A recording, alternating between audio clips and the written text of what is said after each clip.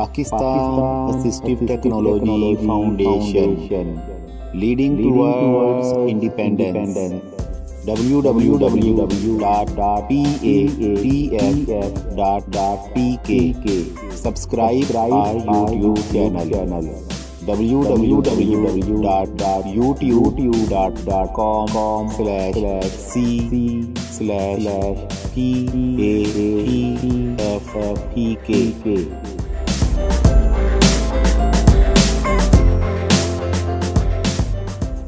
बिस्मिल्लाहिर्रहमानिर्रहीम। अस्सलामुअलैकुम। Enter and edit data in Excel. Microsoft Excel tutorials के सिलसिले में आज हम एक्सेल में डाटा एंटर करने और एडिट करने के बारे में सीखेंगे।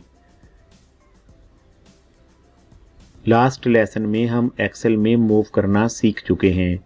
इस लेसन का इन्हिसार भी पिछले लेसन पर है, क्योंकि इसमें आपने डाटा एंटर करना सीखना है और डाटा एंटर करने के लिए आपको एक्सेल की शीट पर मूव करना होगा।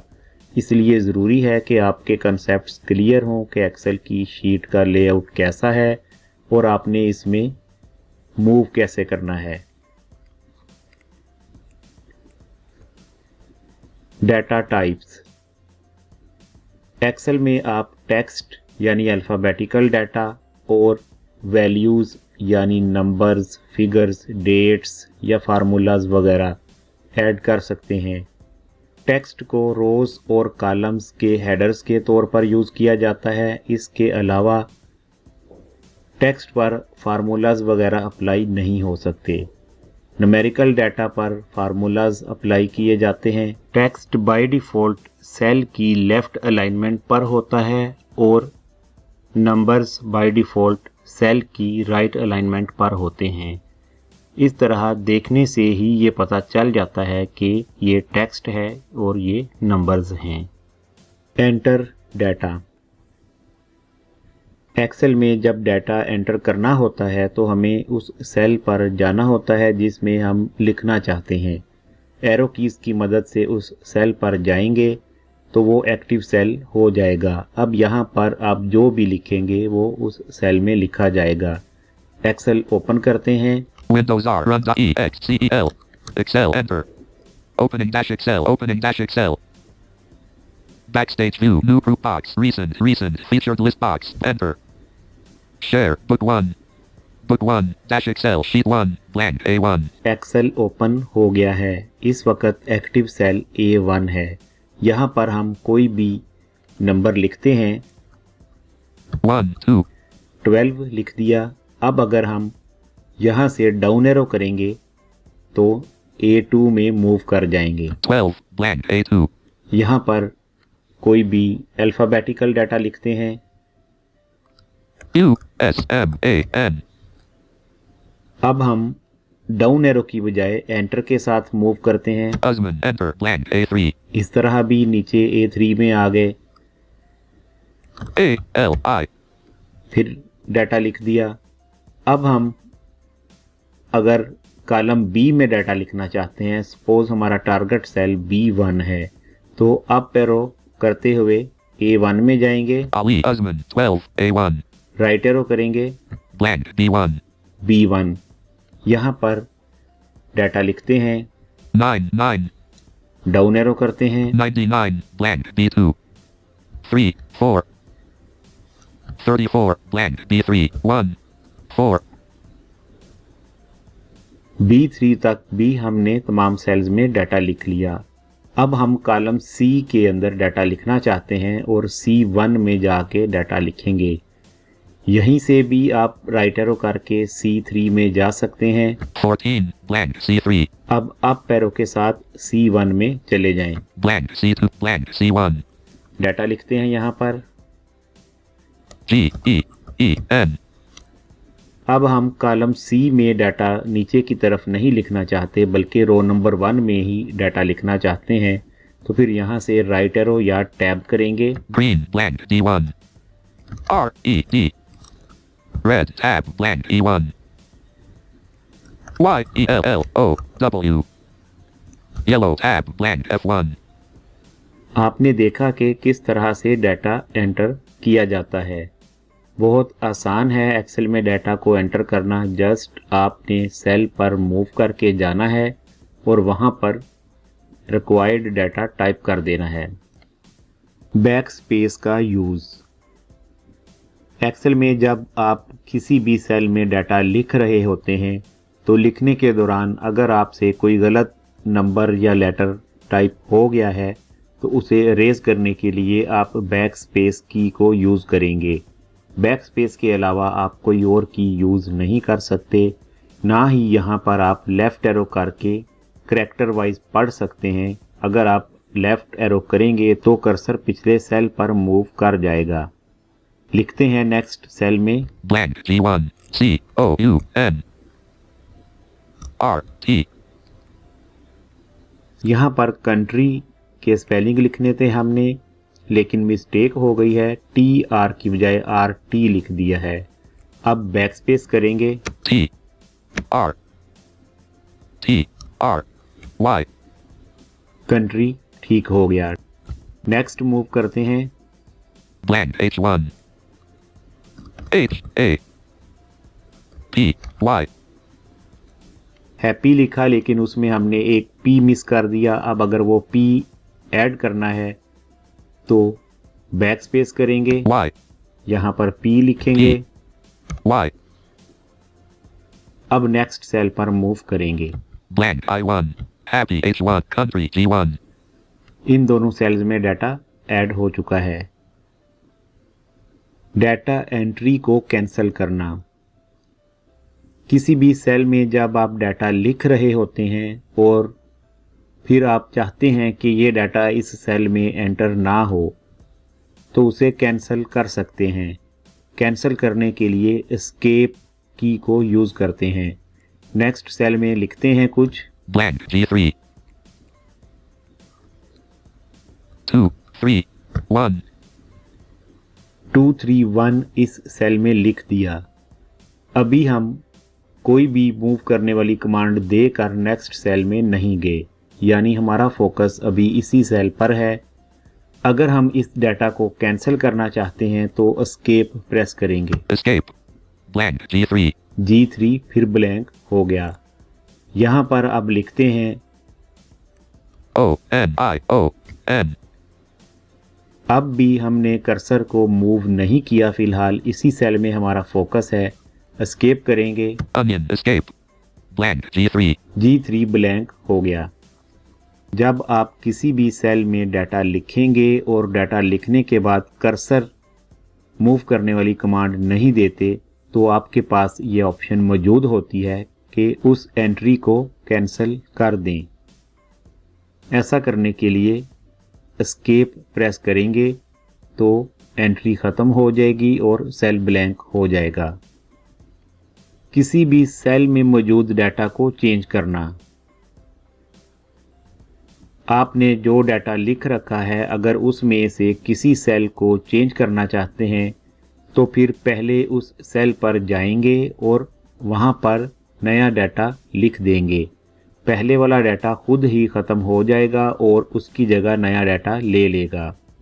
Green G2 जैसा कि यहाँ पर ग्रीन लिखा हुआ है, इसके ऊपर मैं ब्लैक लिख देता हूँ। B L A C K Black Blank G3 Black G2। यहाँ से ग्रीन ख़त्म होकर ब्लैक आ गया है। ऐसा इसलिए होता है क्योंकि आप जिस सेल पर मूव करते हैं वो सिलेक्ट हो जाता है और किसी भी सिलेक्टेड डाटा पर जब आप कोई नया डाटा लिखते हैं तो वो ख़त्म होकर नया डाटा वहाँ पर आ जाता है। सेल ब्लैंक करना। आपने जिन सेल्स में डाटा लिख रखा है अगर उनमें से किसी सेल को ब्लैंक करना चाहते हैं यानी उसमें लिखा हुआ डाटा ख़त्म करना चाहते हैं तो फिर पहले उस सेल पर मूव करेंगे और डिलीट का बटन प्रेस कर देंगे। Country G1 कंट्री वाले सेल में आए। अब हम यहाँ से कंट्री को ख़त्म करना चाहते हैं तो डिलीट का बटन प्रेस करेंगे। Blank G1 G1 ब्लैंक हो गया यानी इसमें मौजूद डाटा ख़त्म हो गया। सेल को एडिट करना। डाटा ऐड करने के बाद अगर आप किसी भी सेल में तब्दीली करना चाहते हैं, यानी उस सेल में मौजूद डाटा के साथ कुछ और डाटा ऐड करना चाहते हैं, तो फिर हम सेल को एडिट करेंगे। एडिट करने के लिए भी पहले आपको उस सेल पर जाना होगा और फिर F2 प्रेस करेंगे तो सेल एडिट मोड में आ जाएगा। अगर आप उस सेल में मज़ीद एंट्री करना चाहते हैं और सेल को एडिट किए बगैर ही उस पर न्यू एंट्री टाइप करेंगे तो पहले वाली एंट्री ख़त्म हो जाएगी। अगर आप पहले वाली एंट्री को भी रखना चाहते हैं, उसी में इजाफा करना चाहते हैं, तो फिर हमें उस सेल को एडिट करना होगा। F2 करेंगे तो कर्सर उस सेल के लास्ट पर होगा, आखिरी हरफ के आगे। वहाँ पर स्पेस दे और न्यू एंट्री करने के बाद एंटर प्रेस कर देंगे तो वो चेंज अप्लाई हो जाएगा। मूव करते हैं किसी लिखे हुए सेल पर। Happy H1. यहाँ हैप्पी लिखा हुआ है, हम इसको हैप्पी फेस करना चाहते हैं, तो अब इसके ऊपर डायरेक्ट फेस नहीं लिखेंगे। ऐसा करने से हैप्पी ख़त्म हो जाएगा। F2 प्रेस करते हैं। F2 edit. एडिट, ये सेल एडिट हो गया है और कर्सर हैप्पी के Y के आगे है लेफ्ट, और कर्सर हैप्पी के Y के आगे ब्लैंक स्पेस पर है। एडिट मोड में आप कर्सर को मूव कर सकते हैं बिल्कुल उसी तरह जैसे MS वर्ड में करते हैं। करैक्टर वाइज या वर्ड वाइज टॉप बॉटम वगैरह की जो कमांड्स हैं वो इस सेल में अप्लाई होंगी। लेफ्ट एरो करते हैं। Y. P. P. A. H. जब हमने लेफ्ट एरो किया तो पहले जाज ने Y अनाउंस किया। इसका मतलब ये है कि कर्सर Y के आगे था। वापस कर्सर को राइट साइड पे लेके जाते हैं। A. P. P. Y. Blank. यहाँ पर स्पेस देते हैं। Space. F. A. C. E. Face लिख दिया। अब एंटर करेंगे। Face. Enter. Blank. H2. Up arrow करते हैं।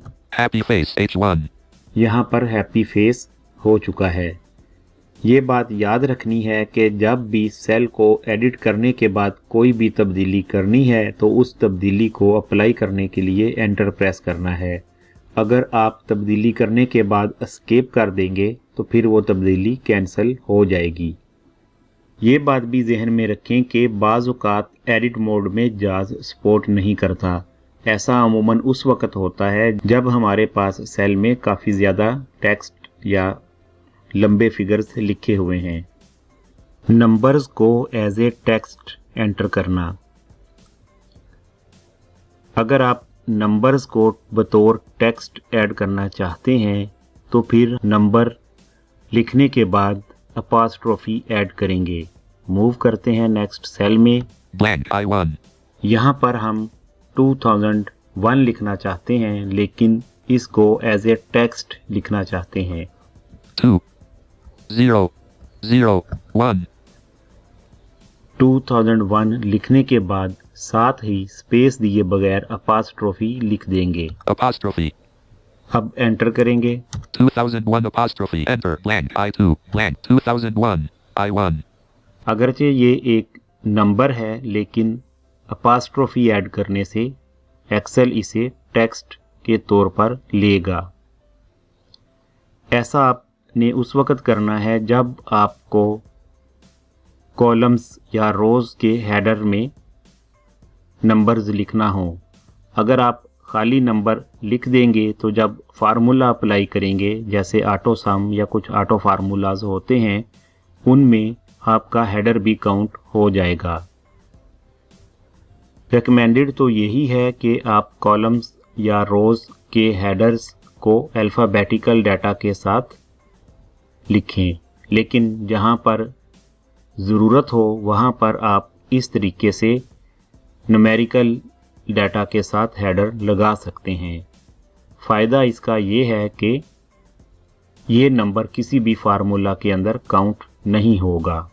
अगर आप यहाँ पर अपोस्ट्रोफी नहीं ऐड करेंगे तो फिर जब कोई भी फार्मूला अप्लाई करेंगे या ऑटो सम वगैरह जिसमें एक्सेल ऑटोमेटिकली रेंज बनाता है तो फिर आपका हेडर भी उस रेंज के अंदर शामिल हो जाएगा और आपकी शीट पर एरर्स आएंगे। डाटा एंटर करने से मुतल्लक चंद अहम बातें।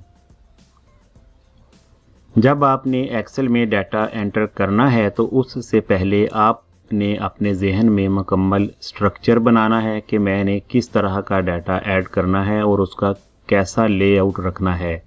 क्योंकि एक्सेल की शीट बहुत बड़ी है, इस पर आप बहुत सा डाटा ऐड कर सकते हो, लेकिन जो भी आपने इसमें लिखना है या कोई भी शीट तैयार करनी है तो ये भी मद्देनज़र रखना है कि इस शीट को आपने फॉर्मेटिंग भी करनी है, गुड लुकिंग भी बनाना है और ऐसे बनाना है कि पढ़ने वाले को बआसानी समझ आ सके कि इसमें क्या लिखा हुआ है, और फिर इसको प्रिंट आउट भी करना है।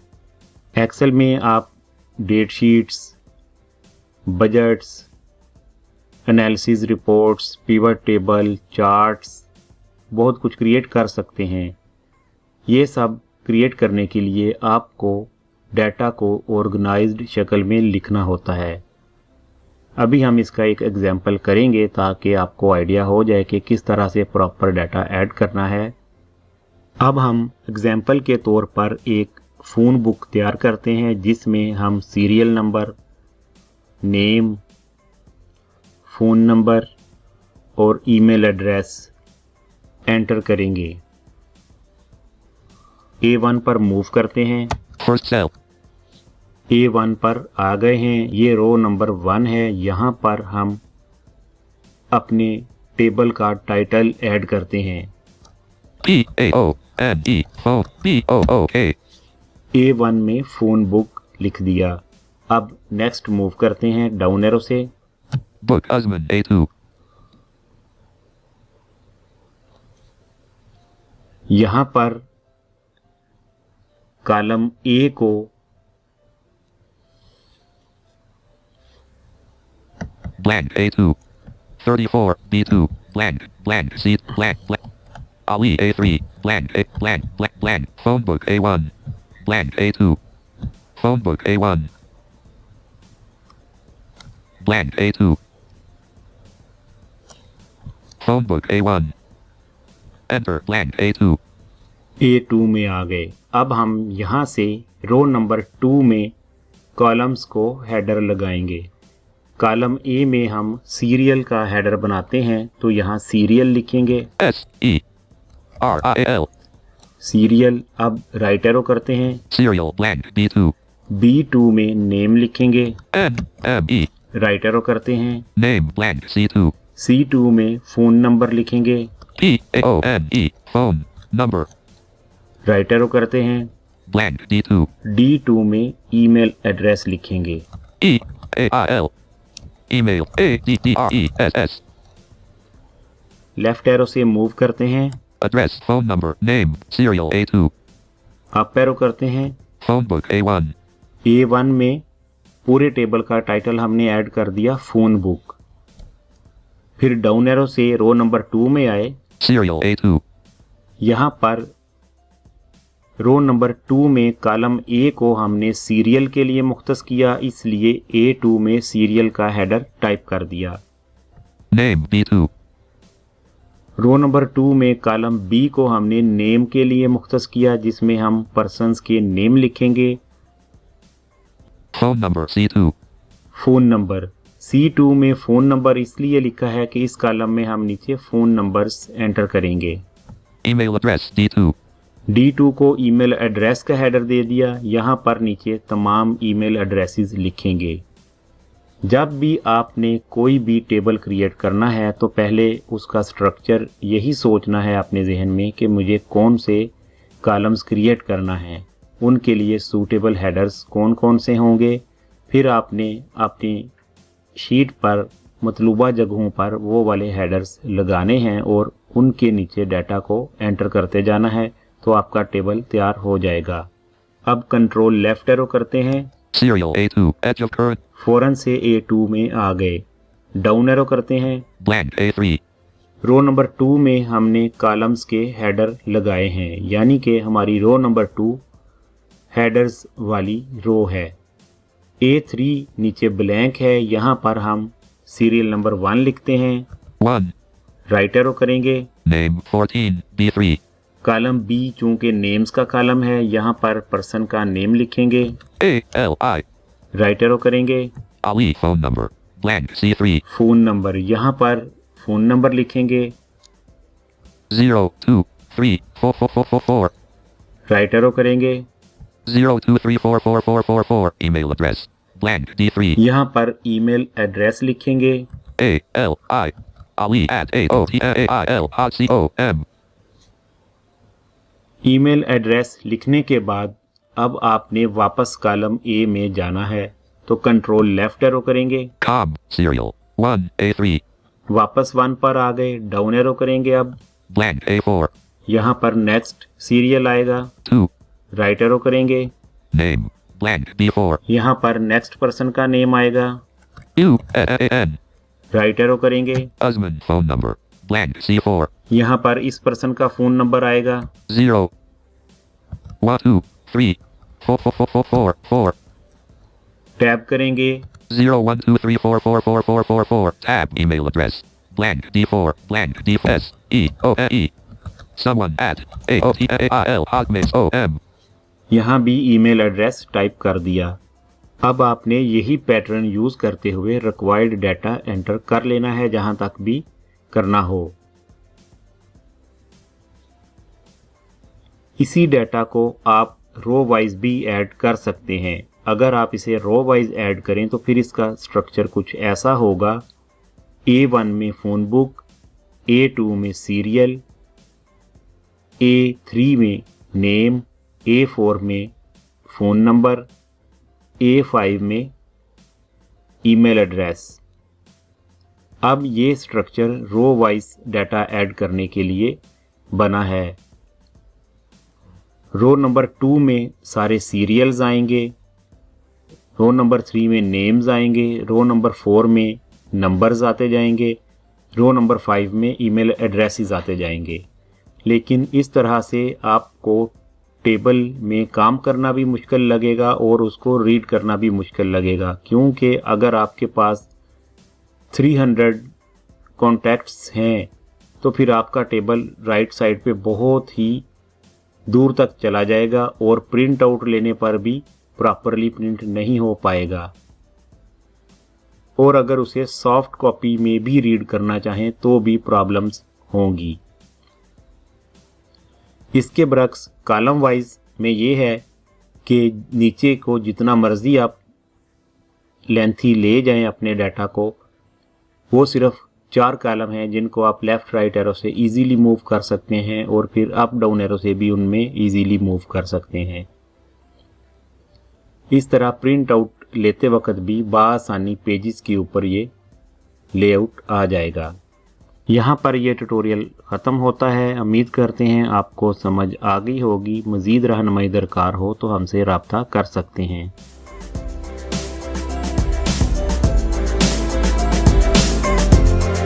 ये ट्यूटोरियल आपके लिए BATM की जानिब से पेश किए जा रहे हैं।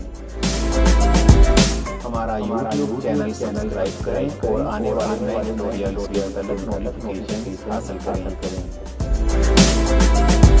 किसी भी किस्म की रहनुमाई के सिलसिले में आप हमसे रब्ता कर सकते हैं। हमारा व्हाट्सएप नंबर है 032166212066।